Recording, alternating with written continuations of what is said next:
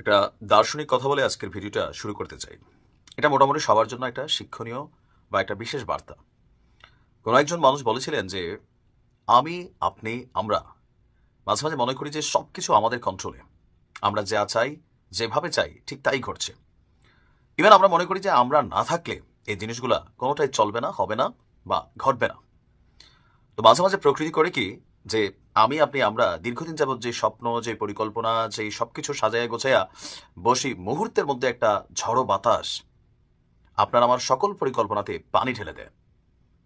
মুহূর্তের মধ্যে মনে হয় যে এই জায়গাটা আমার কখনো ছিলই না। মুহূর্তের মধ্যে মনে হয় যে মানে এত বছরের স্বপ্ন, এত বছরের পরিশ্রম, এত কিছু ইটস এ ব্যাড ড্রিম। কথা বলছি বাংলাদেশ আওয়ামী লীগের রাজনৈতিক যে বর্তমান অবস্থান সেই প্রসঙ্গ নিয়ে। গেল 16 থেকে 17 বছর আওয়ামী লীগের রাজনৈতিক প্রতিদ্বন্দ্বী হিসাবে বিএনপির একদম টপে বেগম খালেদা জিয়া যেমন একজন টার্গেটেড ব্যক্তি ছিলেন, তারেক রহমান ছিলেন, এর পাশাপাশি জামাত ইসলাম বাংলাদেশ আওয়ামী লীগের সময় সবচেয়ে বেশি নির্যাতিত হয়েছে, এটা অস্বীকার করার সুযোগ নেই। আর একদম ক্ষমতা ছাড়ার আগ মুহূর্তে জামাত ইসলামকে নিষিদ্ধ করা হয়েছিল, কিন্তু সেই নিষিদ্ধ জামাত ইসলামী এখন দেশে বৈধ। ইভেন গতকালকে যে ঘটনা ঘটেছে, আমি নির্ঘাত নিশ্চিত যে শেখ হাসিনা এমন দৃশ্য দেখে তিনি আসলে ভাবছেন যে আসলে কি এগুলো হচ্ছে, নাকি এগুলো জাস্ট একটা মানে কাল্পনিক দৃশ্যপটের মতন সবকিছু পরিবর্তিত হয়ে গেল বা ঘটছে। কথা বলছি গোপালগঞ্জ নিয়ে। বলা হয়ে থাকে বাংলাদেশে আওয়ামী লীগের সবচেয়ে বড় ঘাঁটিটা হচ্ছে গোপালগঞ্জ। সেই গোপালগঞ্জেই বাংলাদেশ আওয়ামী লীগের সবচেয়ে বড় শত্রু হিসেবে যারা চিহ্নিত ছিল এত বছর, জামাত ইসলাম গতকালকে আমার ধারণা প্রায় 2 যুগের কাছাকাছি সময় পরে তারা তাদের বিশাল এক কর্মসূচি করেছে।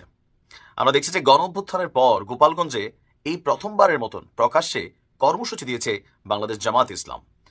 আর গতকালকে বিকেল 5টার দিকে শত শত মোটরসাইকেলে করে শোভাযাত্রা, রাস্তার বিভিন্ন জায়গায় পথসভা এবং নানান ধরনের কর্মসূচি পালন করেছেন জেলা জামাতের নেতাকর্মীরা।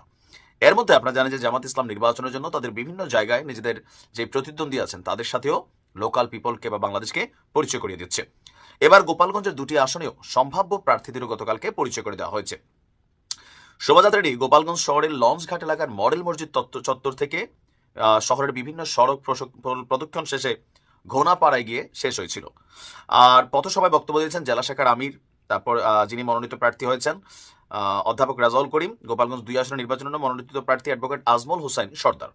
তারা বলছেন যে আপনার গোপালগঞ্জ সহ দেশের ঘরে ঘরে কোরআনের দাওয়াত দেওয়ার জন্য, আল্লাহর কোরআনকে সংসদে বসানোর জন্য এই নির্বাচনী প্রচারণায় জামাত ইসলামী শরিক হয়েছে।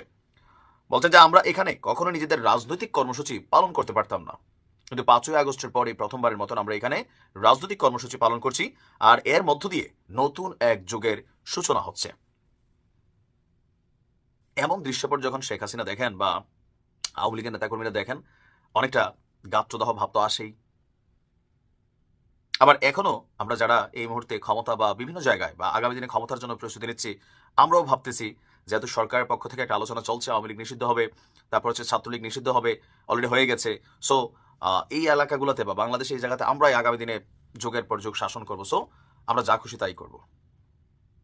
কিন্তু ইতিহাস কি শিক্ষা দিছে আর আমরা কি শিক্ষা নিছি? আজকে গোপালগঞ্জে জামাতের প্রকাশ্য বা বাংলাদেশের বিভিন্ন জায়গায় জামাত যে কর্মসূচিগুলো করছে, এগুলো দেখা একটা জিনিস তো ক্লিয়ার মেসেজ দেন সবাই, যারা ক্ষমতা হারাইছেন, যারা ক্ষমতায় আছেন বা আসবেন, সময় পরিবর্তনশীল। যে কোনো সময় যে কোনো কিছু আপনার হাতছাড়া হয়ে যেতে পারে। সো এমন কিছু করে যাবেন না যেটার জন্য আপনার হাতছাড়া হয়ে গেলেও আপনাকে নানান ধরনের মানে কি বলা হয় যে প্রতিকূলতার শিকার হতে না হয়। ভালো থাকুন।